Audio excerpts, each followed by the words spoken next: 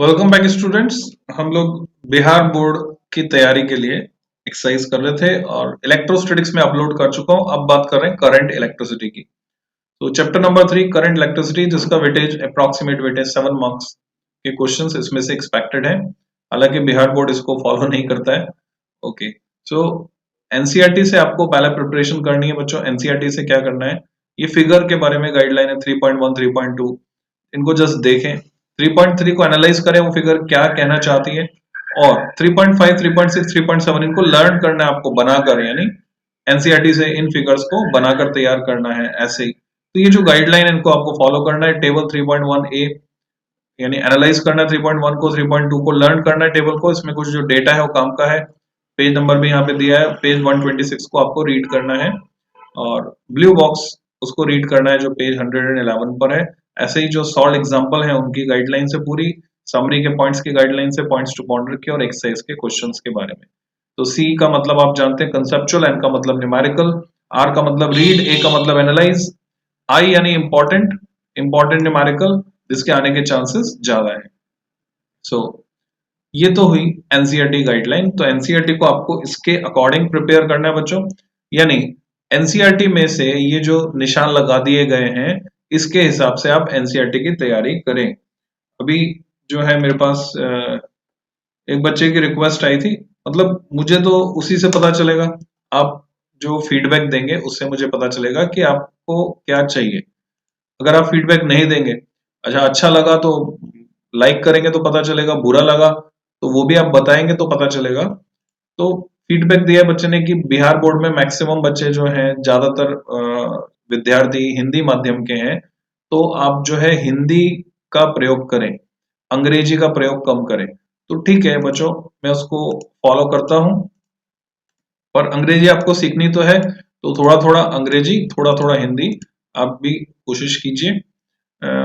हिंदी में भी मैं बताऊंगा तो आपको समझ में आएगा। तो पहला सवाल जो है, धारा विद्युतिकी यानी करंट इलेक्ट्रिसिटी से, ए वायर ऑफ रेजिस्टेंस, एक तार है जिसका प्रतिरोध है 10 ओम, इज स्ट्रेच्ड, उसको खींचकर हमने लंबाई उसकी दुगनी कर दी है। तो बच्चों दो स्थितियां होती है, एक तो क्या खींचकर लंबाई बढ़ाना, और एक वैसे लंबाई बढ़ाना। तो जहां पर ये शब्द आ गया, आपको गौर करना है इस शब्द पर, खींचकर। खींचकर शब्द जहां आ गया, खींचकर लंबाई बढ़ा दी है, इसका मतलब यह है कि वो स्थिति अलग है। किस तरह से अलग है तो मैं आपको समझाता हूं। अगर हम खींचकर लंबाई बढ़ा देते हैं तो सामान्य जो स्थिति है, लंबाई बढ़ाने वाली स्थिति, उससे ये स्थिति किस तरह से अलग है। खींचकर लंबाई बढ़ाने पर वॉल्यूम उतना का उतना है, पुराना वॉल्यूम V, नया वॉल्यूम V डैश।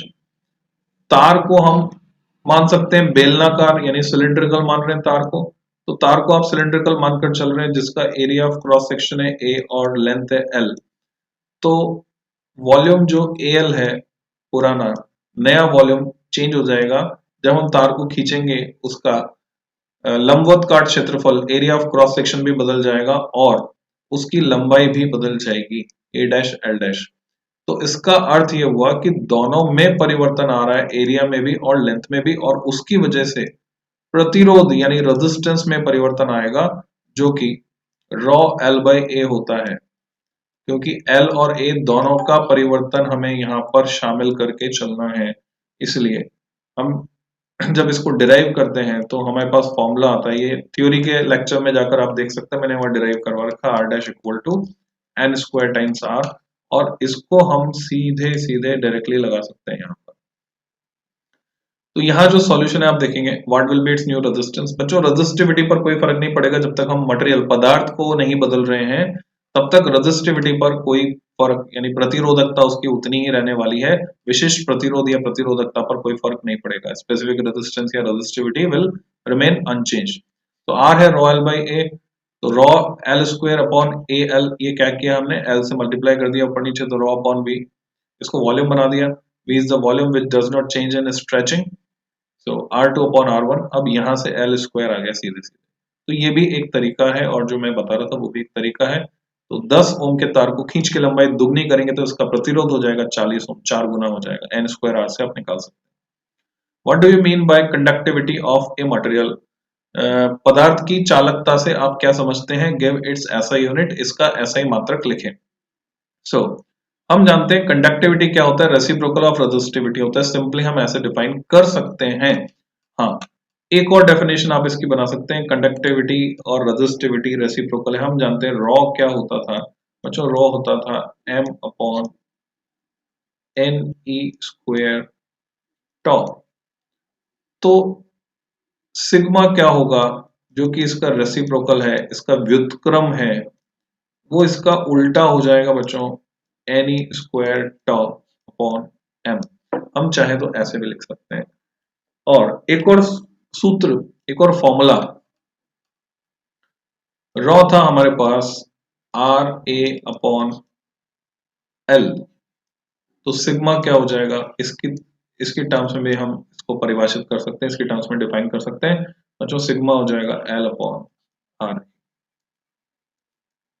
तो हम यूं कहेंगे, किसी पदार्थ की चालकता, the conductivity of a substance is equal to inverse of its resistance if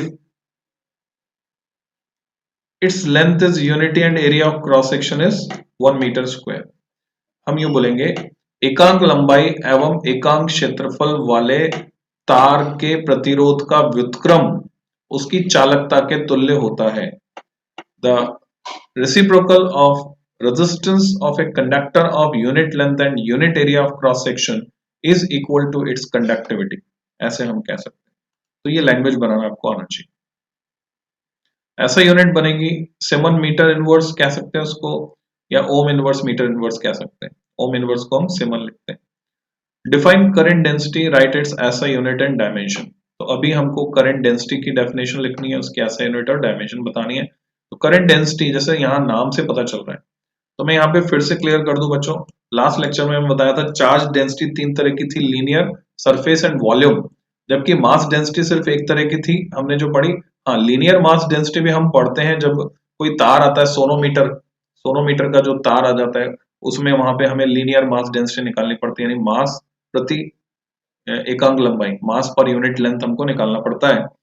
तो उसको बोलते हैं लीनियर मास डेंसिटी। पर अगर करंट डेंसिटी की बात आ रही है, तो करंट डेंसिटी में सिर्फ एक ही प्रकार है, only one type is there and that is I equal I upon A.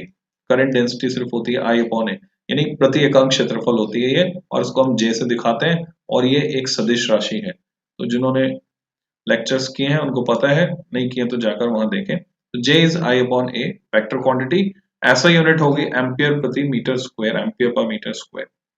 Dimension हम इसके निकाल सकते हैं इजिली, आई का बन गया ए, और मीटर स्क्वायर डिनोमिनेटर में है, यानी हर में है, अंश में नहीं है, तो L-2। नेक्स्ट क्वेश्चन है मोस्ट इंपॉर्टेंट क्वेश्चन जो कि पूछा जाता है हर साल, state Kirchhoff laws of an electrical network. ये पूछ लेंगे, ये नहीं पूछेंगे तो ये पूछेंगे बताओ किरचॉफ करंट लॉ जो है किस पर बेस्ड है। तो Kirchhoff current law, law of conservation of charge, आवेश संरक्षण के सिद्धांत पर आधारित है। किरचॉफ का धारा वाला नियम, करंट लॉ, या बोले जंक्शन रूल, संधि नियम। और किरचॉफ वोल्टेज लॉ की बात करें बच्चों, तो किरचॉफ वोल्टेज लॉ, जिसको हम लूप लॉ या मैश लॉ भी कहते हैं, तो लूप नियम किस पर आधारित है, वो ऊर्जा संरक्षण के सिद्धांत पर आधारित है। It is based on law of conservation of energy. The algebraic sum of all the currents meeting at a junction in a closed electrical circuit is zero. Sigma is zero. It is also called junction law. It is based on the law of conservation of charge. Actually, it is Kirchhoff's current law. ठीक है। Kirchhoff's second law क्या कहता है? The algebraic sum यानी बीजगणितीय योग of all the voltages, potential differences विभवांतर in any closed electrical circuit is zero. वो होता है zero. यानी जितना एक चक्कर घूमने पर जहां जहां हमें वोल्टेज में वृद्धि मिलेगी, वोल्टेज बढ़ेगा, जितना बढ़ेगा उतना ही घट जाएगा, तो टोटल जीरो होने वाला है। It is also called loop law and Kirchhoff voltage law. It is based on law of conservation of energy. Next question है what do you mean by Wheatstone bridge. ये भी बहुत इंपॉर्टेंट क्वेश्चन है। Discuss its balance condition. आपके syllabus में, आपके पाठ्यक्रम में सिर्फ और सिर्फ संतुलित अवस्था है व्हीटस्टोन सेतु की। तो Wheatstone bridge, discuss its balance condition, वो आपको डिस्कस करनी है। Wheatstone bridge, it is an arrangement of 4 resistances connected with galvanometer. In the form of a bridge it is used to find unknown resistance. और मैंने पूरा detail में discuss किया हुआ बच्चों, गो फॉर इट्स वीडियो, आपको टॉपिक से मिल जाएगा, व्हीटस्टोन ब्रिज के नाम से वीडियो मिल जाएगा मेरे लेक्चर्स में, वो देखें। एडवांटेजेस क्या है इसके, फायदे क्या है, it works on deflection method, actual में जीरो डिफ्लेक्शन यहाँ पे आना चाहिए, it works on zero deflection method, therefore reading is very accurate. With the help of known resistance, unknown resistance can be determined with high accuracy. Disadvantage ये है कि it gives very accurate measurement only when all the resistance are nearly equal. चारों प्रतिरोध समान कोटि के होने चाहिए, तभी इससे प्राप्त पाठ्यक्रम शुद्धता युक्त होगा। It is extremely difficult to select unknown resistance of the order of known resistance. ये हमारी समस्या आती है। तो ऐसे कभी कभी पूछ लेते हैं, ये बनाकर आप लिख सकते हैं बच्चों, सब सही हो जाएंगे, कोई समस्या नहीं है इसमें। Differentiate between potentiometer and ordinary voltmeter. बच्चों पोटेंशियोमीटर जो है वो आदर्श वोल्टमीटर के तुल्य होता है।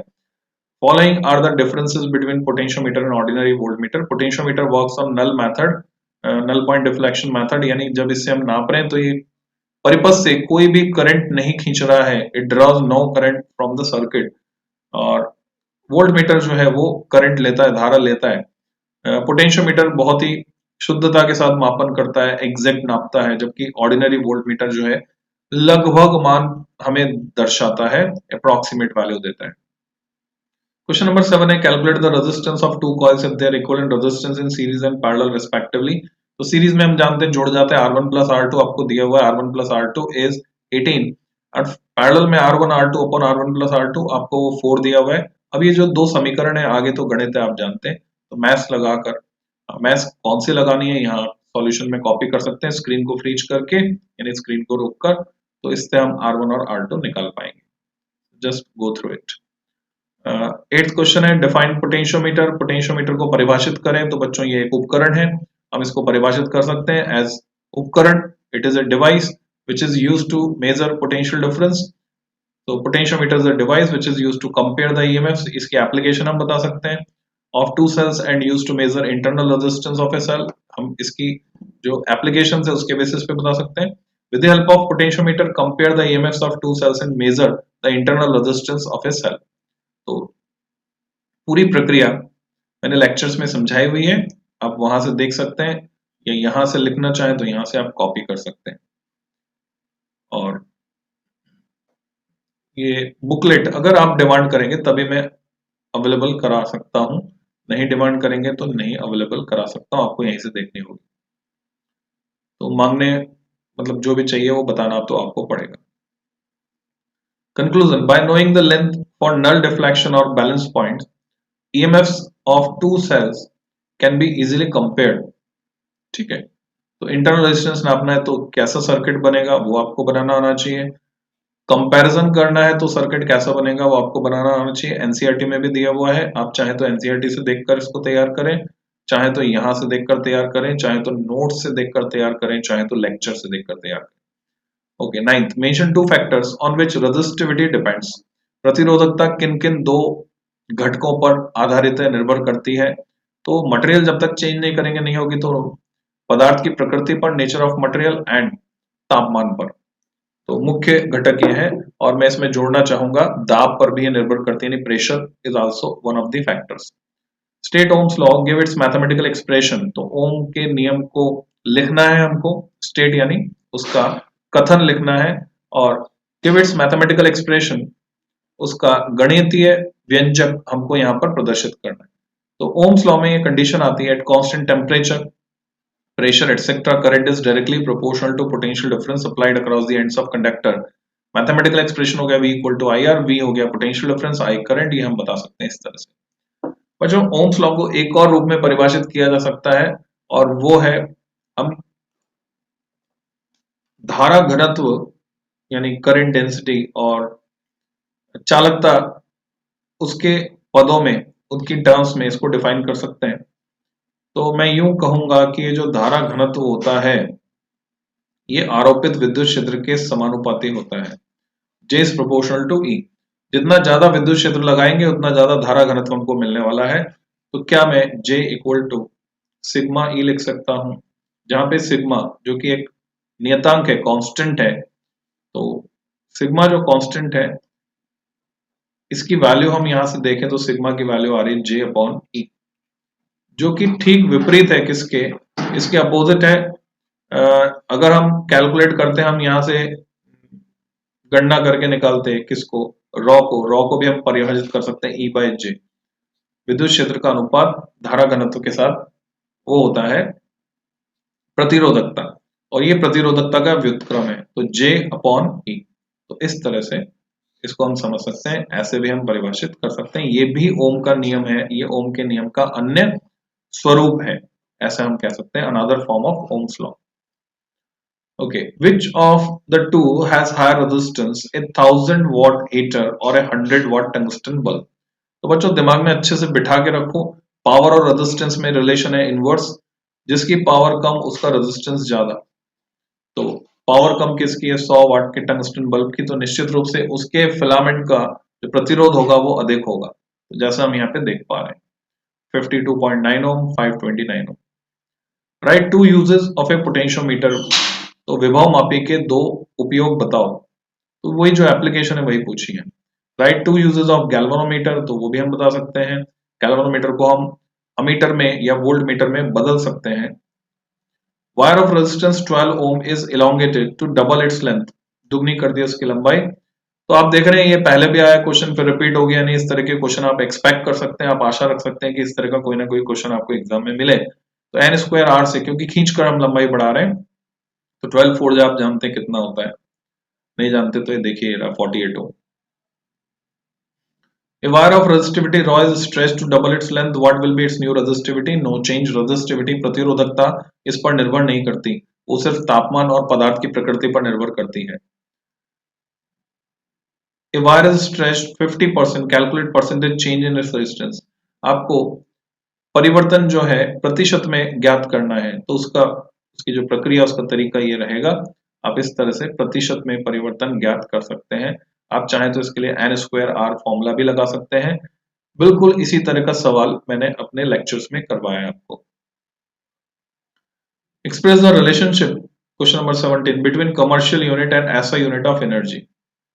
ओके, ये जो है आपको अच्छे से पता होना चाहिए, हर साल 1 नंबर में सवाल पूछ लिया जाता है बिहार बोर्ड में। जो कमर्शियल यूनिट है विद्युत ऊर्जा की, वो क्या है, वो है 1 यूनिट, 1 kWh, किलोवाट आवर। कई बच्चे कंफ्यूज रहते हैं, बोलते किलोवाट आवर जो है पावर की यूनिट है, पावर की यूनिट किलोवाट है बच्चों, जैसे आर यानी घंटा उसमें मल्टीप्लाई हो गया, किलोवाट घंटा, किलोवाट तक ये थी शक्ति, किलोवाट घंटा होते ही ये क्या बन गई, ये बन गई ऊर्जा। तो कमर्शियल यूनिट है, रिलेशनशिप क्या है दोनों के बीच, हम रिलेशनशिप बता सकते हैं। तो 1 kilowatt hour is 3.6 into 10⁶ joule, क्योंकि ऐसा ही इकाई जो है, ऐसा ही मात्रक है जूल, और एक्सप्रेशन जो है जूल हीटिंग इफेक्ट का, वो H equal to I² RT होता है। अगला सवाल है 18वां, what will be the value of current I in the circuit shown here. तो इसमें आपको समझ में आना चाहिए कि ये जो प्रतिरोध है AC और BC ब्रांच के आपस में श्रेणी क्रम में है, सीरीज में जुड़े हुए हैं, 30 और 30 श्रेणी क्रम में मिलाकर बनता है 60, और ये 60 जो है AB 30 के साथ समांतर क्रम में आ जाते हैं, पैरेलल में आ जाते हैं, तो हम जो तुल्य प्रतिरोध है वो ज्ञात कर सकते हैं इस प्रकार से। और तुल्य प्रतिरोध जब हमें मिल जाएगा तो हम धारा का मान निकाल सकते हैं V/R सूत्र लगाकर। तो बच्चों करंट इलेक्ट्रिसिटी के मुख्य मुख्य प्रश्न यहाँ पर समाप्त होते हैं, और इसी के साथ ये वीडियो भी मैं समाप्त करता हूं, और आप लगे रहिए, तैयारी करते रहिए, मैं तैयारी करवाता रहूंगा बच्चों। अगला वीडियो नेक्स्ट डे, अगले दिन, तब तक के लिए हैप्पी लर्निंग।